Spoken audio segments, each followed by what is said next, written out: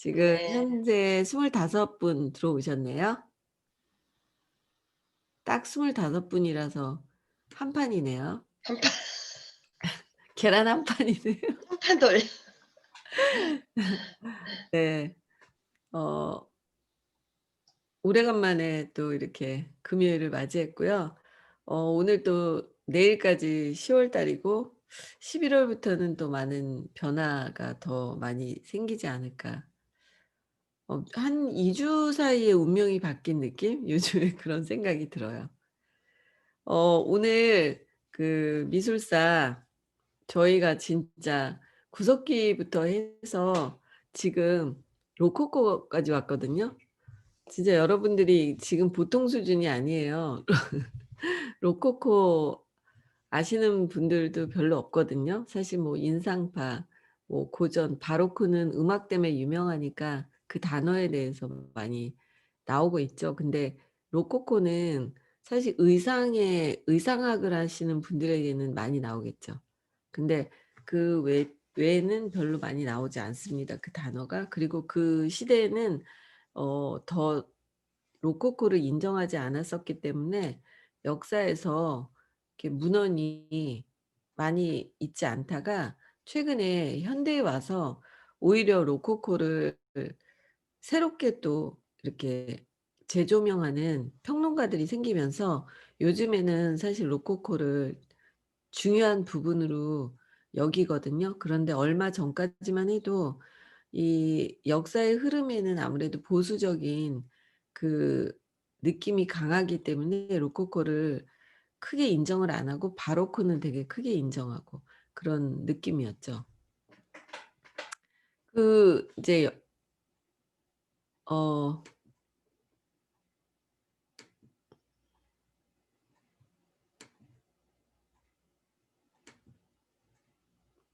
네. 우리 미라클의 아트 클래스 오늘 로코코.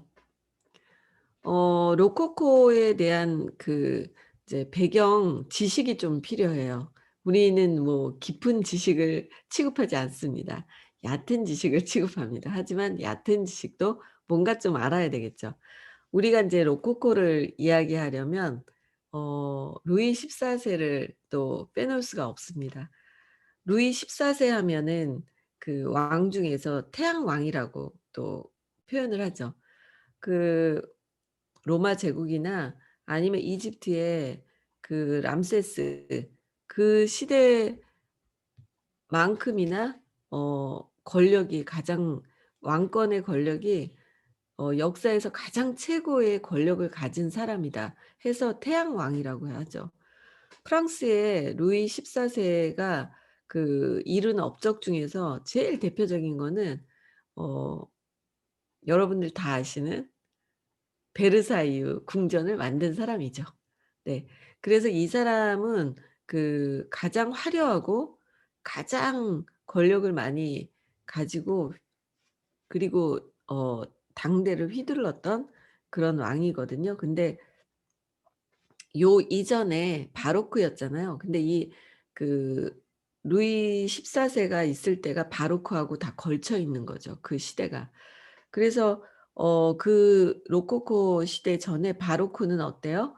굉장히 진중하고 심각하고 반성하고 그전에 종교의 타락에 의해서 바로크가 나왔죠.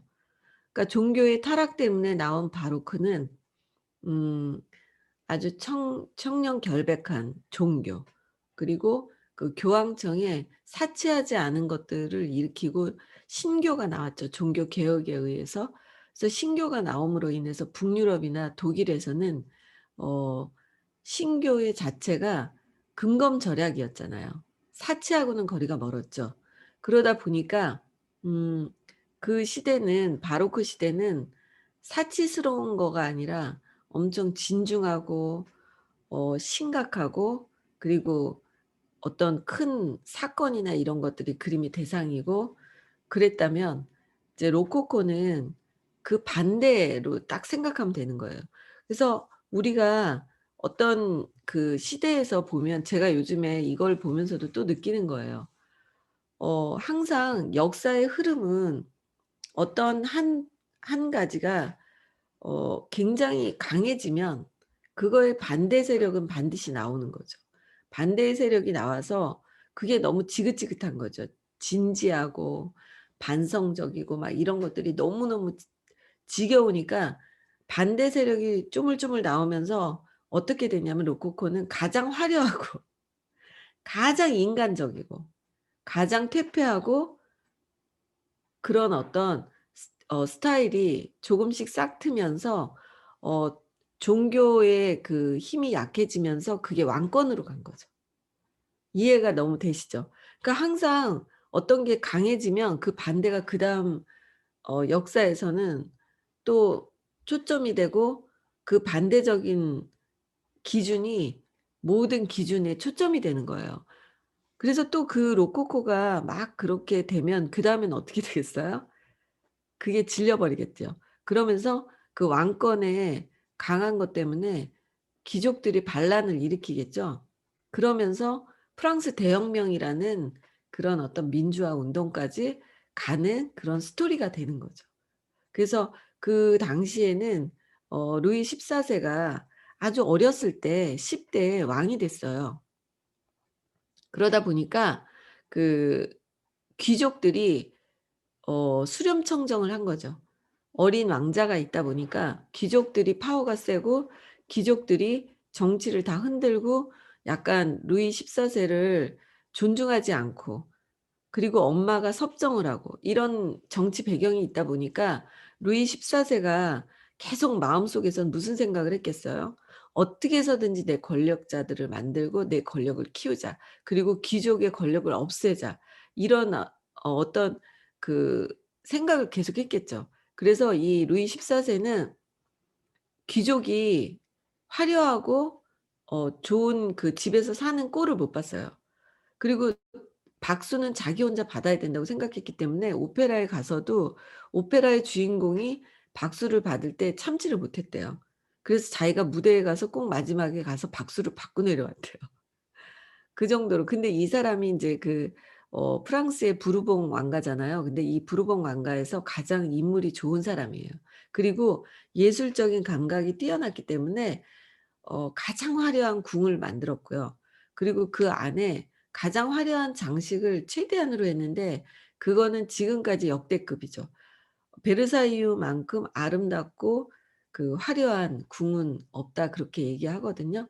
그리고 인제 이 루이 14 세가 본인을 치장하는 거에도 엄청나게 어 심혈을 기울이고 옷 하나하나 유행을 많이 시켰어요. 그래서 의상학을 하시는 분들은 로코코 시대, 바로크 시대 그 루이 14 세가 한 것들을 많이 보게 되고 여러분들이 베르사유 가신 분들은 알겠지만 그 안에 집기류나 그리고 벽지, 천장 이런 데 꽃무늬 그런 것들이 화려하죠. 방마다 다 다른 색깔을 하고. 그런 것들이 이 루이 14 세의 영향이라고 볼 수가 있어요. 그래서 이 루이 14 세가 자기를 그리게 하는 것도 보면은 장식성이 강하죠. 그리고 사실 저런 옷을 평소에 입고 다닐 수도 없는 정도의 그런 화려함의 극치. 그리고 이 스타킹이라는 거를 화려하게 표현한 구두 그리고 그 스타킹이 내려가지 않게 하는 다리에 한 밴드. 사실 이 남자가 먼저 이 스타킹과 밴드를 했죠. 나중에 여자가 하게 됐지만 그래서 이 남자들이 다리가 나오기 때문에 이 다리 부분을 예쁘게 하려고 노력을 많이 했죠. 그래서 어 이 그림이 절정이라고 보시면 돼요, 이 루이 14 세가. 루이 14 세가 끝나자마자 죽자마자 로코코가 나왔어요. 그러니까 그 로코코의 경향이 어디로 던져졌냐면 귀족에게. 귀족들이 루이 14 세가 딱 죽으니까 루이 15 세는 약했어요, 아들이. 그래서 그 루이 14 세가 죽자마자 귀족들이 단합을 해서 각자 자기 집에 화려하게 장식을 하고 집에 장식을 하기 위한 그림이 필요해서 화가들에게 일반적인 그 장식성이 강한 그림들을 주문하기 시작했죠. 그래서 로코코 미술은 그 귀족들이 자기 집에 장식하기 위한 그림으로 출발을 했고요.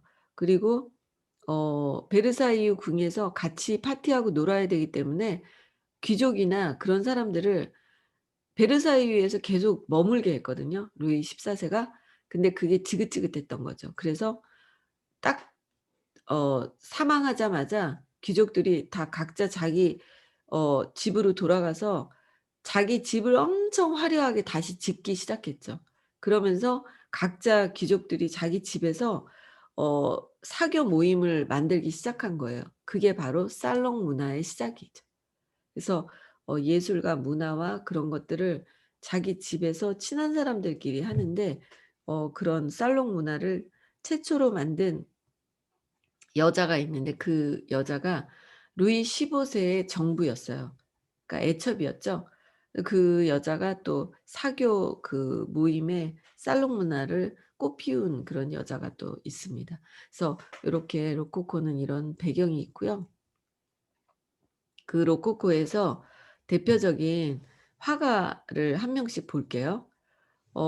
프랑스와 부세라는 이 작가는 오로지 그 장식을 위한 그림을 그렸고요. 그리고 바로크에서 종교가 이렇게 강하게 내려 인간을 눌렀죠. 인간의 욕망을 눌렀는데 로코코에서 그 눌려진 욕망이 다 터져서 퇴폐로 가게 돼요. 뭐든지 이렇게 반대로 가죠. 그러면서 누드를 그리기 시작하죠. 이때부터 그림의 누드가 나왔습니다. 그리고 어 자기 집 안에다가 이렇게 누드화를 그려서 붙여 놓고 이런 것들을 주문을 했죠. 이 그림은 그래도 무난한 거죠. 이 그림은 이걸 명화라고 하기 참 그러니까 남자들끼리 모이는 그런 살롱에 이런 거 막 걸어 놓은 거예요. 이게 참 민망하지만 이거는 굉장히 유명한 프랑스와 부쉐의 오달레스크라는 작품입니다. 그 시대에는 모든 게 그림이 그냥 장식적인 거예요. 어떤 예술성이라기보다는 장식성에 가까운 여기에 보면은 그 진주 목걸이가 있고 이런 뭐 그릇이나 이런 것들이 다 모든 게 장식적이라는 게 보이죠. 이 여자가 그 당대에 로코코의 가장 대표적인 인물이거든요. 이 여자가 아까도 말씀드렸지만 루이 15 세의 정부, 애첩이었어요.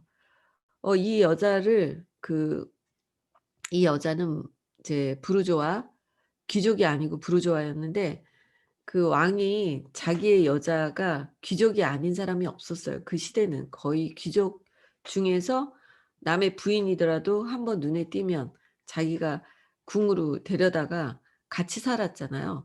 근데 이 여자는 음 애첩이 엄청 많았죠. 한두 명이 아닌데 어 유일한 그 귀족이 아닌 여자였죠. 귀족이 아닌데 이 여자는 엄청 그 아버지가 금융계에 그 당시에 성공한 사람이었기 때문에 어렸을 때서부터 부자였어요. 그래서 그 교육을 받고 했기 때문에 이 여자는 지적인 그 지적인 그 미모와 지성과 예술과 모든 것을 겸비한 여자였대요. 그래서 루이 15 세가 예술을 사랑한 사람이었거든요. 그 루이 15 세가 나오는 그 시대가 뭐냐면 모차르트 시대예요. 모차르트 시대. 그래서 그 고전에 마리 앙뚜아네트가 있고 이 이후에 16세 부인이 또 마리 앙뚜아네트잖아요. 그러니까 고 시대가 고런 시대예요. 근데 이 여자가 너무 사치해서 돈을 많이 쓴 거예요. 근데 그것을 마리 앙뚜아네트가 뒤집어 쓴 거죠. 마리 앙뚜아네트는 사치하지 않았는데 이 여자가 정말 사치했어요. 그래서 이미 그 루이 16 세의 아버지 세대에서 너무나도 많은 국고를 써 버렸죠. 루이 15 세와 이 여자가. 이 여자의 옷은요. 이 여자가 모든 그 시대에 의상 스타일, 헤어 스타일, 액세서리, 구두 모든 것들을 유행시켰어요. 이 여자가 한 번 하고 나오면 그게 쫙 퍼지는 거예요. 그래서 그림에서도 보면 화려함의 극치를 달리죠. 헤어스타일도 이 여자가 항상 주도했대요. 이 여자가 뭐 이쪽으로 머리를 꽈서 여기다 꽃을 달았다 그러면 그다음에 그게 다 퍼지고, 리본을 뭐 여기 앞에다 했다, 어느 날은 뒤에다 했다, 뭐 이런 게 있잖아요. 그런 것들이 어 뛰어난 감각을 가진 여자였대요. 그리고 액세서리를 어떤 스타일로 하는지 이런 것들. 그리고 이 여자가 그 가구를 어떻게 배치했다든지 커튼을 어떻게 했다든지 이런 모든 거에 패션과 그 시대의 유행을 선도했던 여자거든요. 그래서 이 여자는 그 루이 15 세와 어 많은 스토리가 있죠. 루이 15 세가 이 여자를 처음에 엄청 좋아했고, 그리고 음 이 여자의 패션을 사랑했고, 그리고 같이 그 예술에 대해서 논하는 것을 즐거워했고, 그러면서 이 여자는 그 당시에 많은 귀족들, 남성들을 흔들었다고 합니다. 그리고 실제적으로 너무나 아름다웠대요. 예쁜 것 같죠? 네.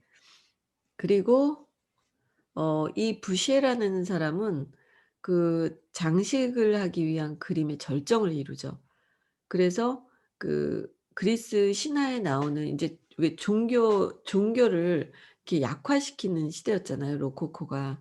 그러다 보니까 종교를 집어넣으면 이 퇴폐성이 맞지가 않잖아요. 그러니까 최대한으로 종교적인 그림이 없어요. 그리스 신화 그런 스토리를 가지고 주문을 하고 그런 그림을 다 집에다가 걸어 놓고 베르사유를 흉내 내면서 귀족들이 자기 집에 장식을 많이 하는 거죠. 그래서 대부분의 내용은 사랑 이야기가 되는, 연애하는 사랑, 뭐 결혼, 그런 것들을 주제로 한 그림을 오더를 한 거예요. 그리고 반대로 항상 가는 거잖아요. 그러니까 바로크에서는 색깔이 어땠어요? 컬러가 강렬했죠. 그래서 로코코에서는 컬러가 대부분 뿌옇고 부드럽고 파스텔 색조고 여성스럽고, 그 로코코는 남성스럽고 강렬하고 대비가 심하고 이랬잖아요. 근데 여기는 그런 게 없어요. 그냥 뿌옇고 아름답고 예쁘고, 뭔가 둘이 뭐 좋아하고 그런, 사랑하고 그런 그 내용을 그림으로 표현한 것들을 많이 했죠. 그래서 이 부쉐의 그림을 보면 그 시대의 문화를 한눈에 알 수 있는 역사의 기록을 남겼습니다. 그 시대에 갖고 있는 그릇이라든지 일반적인 일상들, 아기들의 옷이라든지 뭐 벽의 시계 장식이라든지 그런 것들이 그림을 통해서 다 문헌이 된 거예요. 이 그림은 정말 심하죠. 네. 화장이라는 그림인데 여성들이 모이는 살롱이나 이런 데 이런 그림들을 또 많이 걸어 놓는, 그 당시에 어 중국의 어떤 문화라든지 일본의 문화가 이렇게 들어오는 거예요. 그러면서 그것들을 하나, 중국 도자기 혹은 뭐 일본의 평풍 뭐 이런 것들을 하나라도 갖고 있으면 그 귀족이 되게 우쭐한 거죠. 그래서 그런 것들을 또 이렇게 구입하고 장식하고 그랬던 그 시대의 배경이 그림으로서 또 표현이 됩니다. 저런 그 슬리퍼 같은 거 있잖아요. 그런 게 저 시대에 다 나온 거거든요, 귀족 여자들의 슬리퍼.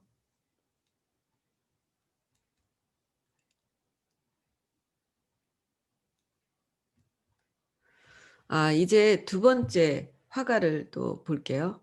장 앙뚜앙 와토라는 이 화가는 어 역사의 또 한 획을 그은 로코코 시대의 중요한 화가거든요. 근데 이 화가의 그림은 또 스타일이 달라요. 제가 좀 이 화가의 그림 중에서 유명한 그림이 있는데 좀 빠뜨렸더라고요, 아침에 보니까.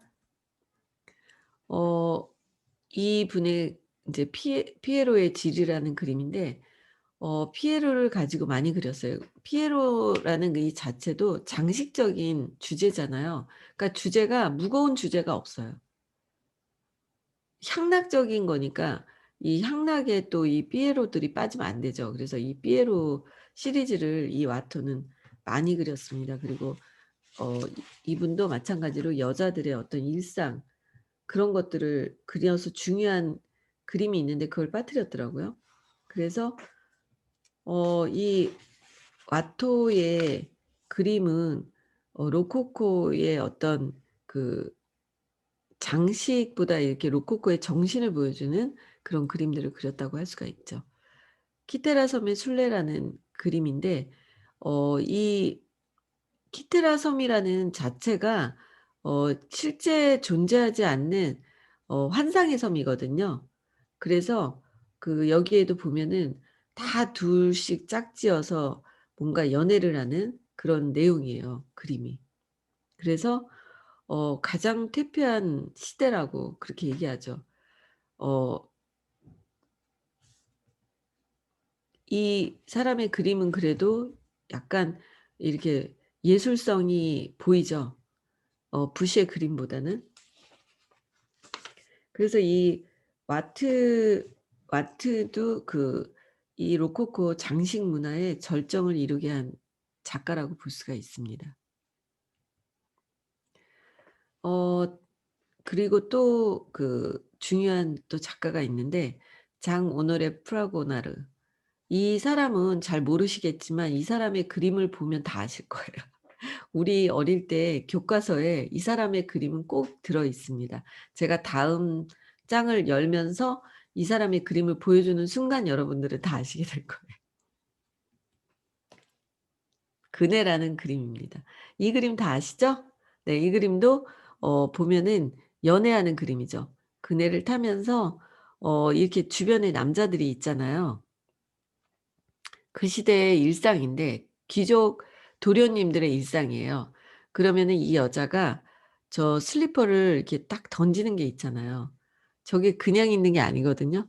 이렇게 던지면 이렇게 남자들이 몇 명이 이 여자 주변에서 그네를 띄워 주잖아요. 그러면 자기가 마음에 드는 남자 쪽으로 신발을 던져요. 그래서 그런 놀이를 했다고 합니다. 그래서 그런 그네라는 유명한 그림이죠, 이 그림.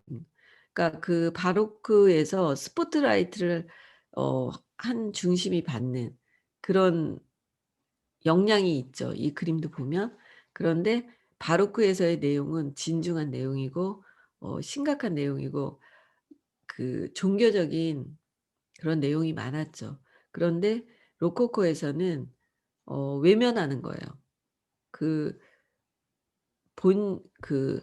종교적인 그런 영향이라든지 그런 것들을 외면하고 그냥 못 본 척하고 인간의 속성을 그대로 드러내는 그 시대였다고 볼 수가 있죠. 인간적인 뭐 사치와 향락 이런 것들을 오히려 표출하면서 "이게 더 정상이야." 이러면서 로코코라는 시대가 그 귀족들의 화려한 그런 시대를 풍미하게 만들었고 결국에는 이 시대는 오래갈 수가 없었죠. 당연히 그 반란이 일어났겠죠. 귀족이 아닌 사람들에게서. 그래서 어 이 로코코가 끝내게 된 이유는 프랑스 대혁명이거든요. 그래서 프랑스 대혁명이 일어나기 전 단계까지 루이 14 세에서 루이 15 세, 16세 때 인제 끝난 거잖아요. 그러니까 시대가 로코코라고 볼 수가 있습니다. 그래서 이 사람의 그림을 또 하나 보면요. 시소라는 그림이거든요. 이것도 다 뭔가 풀밭에서 놀고 그런 내용이죠 다. 진지한 내용이 없어요. 이 그림도 다 아실 거예요. 책 읽는 소녀. 그래서 이 작가는 유명한 그림이 상당히 많습니다. 프라고나르. 예. 그래서 이 그림도 보면 바로크적인 요소가 있어서 햇 빛을 딱 받는 그 느낌이 있죠. 그런데 그 여기서부터 뭐가 시작되냐면요. 우리가 요전에는 색깔을 칠할 때 어떤 고유의 물체가 있으면 빨간색이면 빨간색으로만 하고 파란색이면 파란색으로만 했잖아요. 그런데 이 로코코 시대의 그림을 보면 이 쿠션을 색칠한 걸 보면 빛을 받는 쪽을 푸른색으로 이 여자의 그 옷에 있는 레이스하고 빛이 빛나는 쪽을 푸른빛을 넣었죠. 그러니까 어떤 물체에 인제 고유한 색깔에서 다른 색깔을 다 섞어서 쓰는 게 시작이 됐죠. 이게 어디로 가죠? 인상파로 가는 거죠. 인상파는 어떤 물체의 색깔도 고유의 색을 하지 않았잖아요. 그게 여기서부터 조금씩 시작이 된 거예요. 네. 오늘 그림은 여기까지 할게요. 시간이 또 어 다음 주에 이어서 로코코 화가들 거를 계속 보겠습니다. 네. 오늘 로코코는 재밌으셨는지 모르겠네요. 재밌으셨나요? 우리는 인생을 풍요롭게 하고 재밌고 그리고 또 우리의 그 역사 속에서 지혜를 얻기 위해서 이 힐링 타임을 갖는 거거든요, 미술사를. 근데 결국에는 여기에서 제가 다시 한번 또 느낀 거는 뭐든지 그쪽으로 강해지면 반대 세력이 나오고 그 사람은 그 반대적으로 더 하고 싶은 욕구가 커진다는 거죠. 그렇기 때문에 어떤 하나를 계속 밀어붙이는 일은 오래가기 어렵다. 그리고 역사에서는 항상 그 흐름이 하나의 어떤 세계관이 계속 가지 못했다는 거죠. 계속 변화하는 거죠, 계속. 그리고 그 핵심의 중심의 세계관이 바뀌면서 모든 그 시대의 기준점이 바뀌어 버리는 거예요. 그래서 저는 요즘에 이 미술사를 하면서 더 그런 걸 느끼겠더라고요. 지금 우리가 뉴스킨이나 뭐 디지털, 아날로그 뭐 이런 여러 가지를 하고 있지만 그 뭐든지 치중하면 안 된다는 거. 그리고 지금 우리가 한 10년 동안 중요하다고 생각했던 어떤 형식이 있을 때 그것은 곧 무너진다는 거. 그것은 무너지고 새로운 거가 다시 발생을 하게 될 것이고 그 새로운 거가 주도를 하게 된다는 거죠. 그래서 어느 것도 과거에 그동안 해 왔던 것이 기준점이라고 강요해서는 안 된다는 거죠. 그것을 다시 한번 느꼈어요. 그래서 음 우리가 따라하는 거는 항상 뒤처진 거라는 무서운 생각이 들더라고요. 다른 사람이 뭘로 잘했어요. 그런데 그걸 내가 따라하잖아요. 그러면 어차피 나는 하수예요. 그 사람은 이미 그걸로 잘한 거를 이룩했고 그 사람도 또 바뀌어야 되는데 내가 그 사람을 따라하게 되잖아요. 그러면 어차피 나는 안 되는 거예요. 그런 강렬한 것이 느껴지더라고요. 그래서 '창의성은 매우 중요하다.' 그리고 음 길들여지지 않은 그런 새로운 물결이 들어와서 다시 새로운 것이 합해지면서 또 새로운 방향성을 만드는 것은 매우 중요하다. 그렇기 때문에 아무것도 길들여지지 않고 아무것도 모르는 신규의 의견은 매우 중요하다.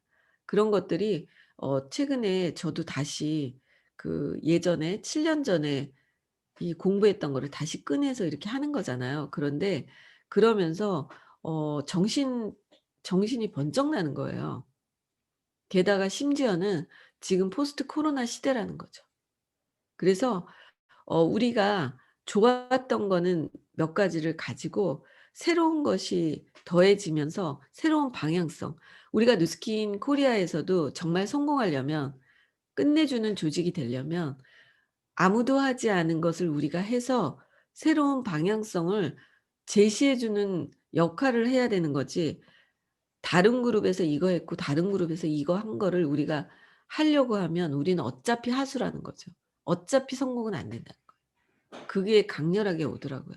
제가 처음에 뉴스킨에 와서 획을 그을 정도의 어떤 어 역할을 쪼금 했어요.